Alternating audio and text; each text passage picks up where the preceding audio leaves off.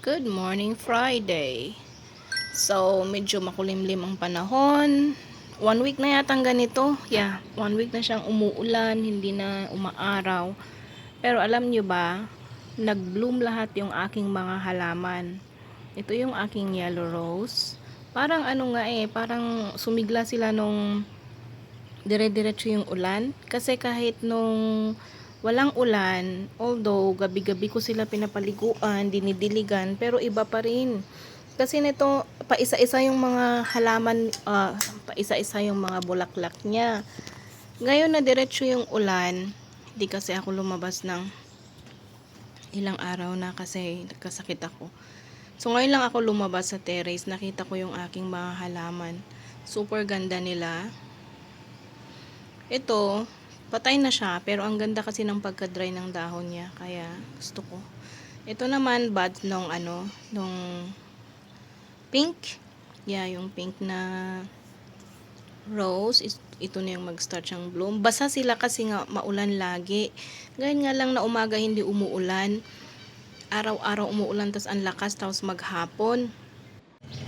Kung gaano ka-healthy ang kaganda yung mga rose ko sa kabila. Dito naman sa side na ito hindi maganda. Hindi ko alam bakit ganyan.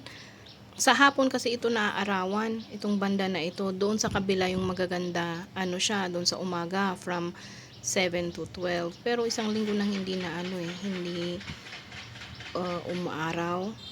Dito ang pangit ng pagkaano niya. Hindi ko alam. May mga spots yung mga rose. Hindi ko alam kung anong problema. Pero maliliit kasi na rose to. Kumpara doon sa kabila yung kanina, malalaki yon. Ito, maliliit. Pero ganyan nga siya. Pero maganda pa rin naman. Ito kasi, ang ganda niya, ang linis niya, 'di ba? Ito yung rose dito sa may bandang kusina ko. Yung araw nito is 7 to 12. Tapos yung maliliit na madudumi yung kanyang mga doon naman sa kabila yon. Yung araw noon is 1 o'clock to 4:30. Ganon, kaya ewan ko. Yellow rose lang kasi at at pink rose. Pero nag-iiba-iba nga yung kulay kasi ng yellow rose, yun ang kagandahan. Ito pa-fade na siya eh. Yellow rose ito, pero pa-fade na siya, parang na to, mga 7 days na siya. Kaya ganyan na siya. Ang ganda lang. Yan.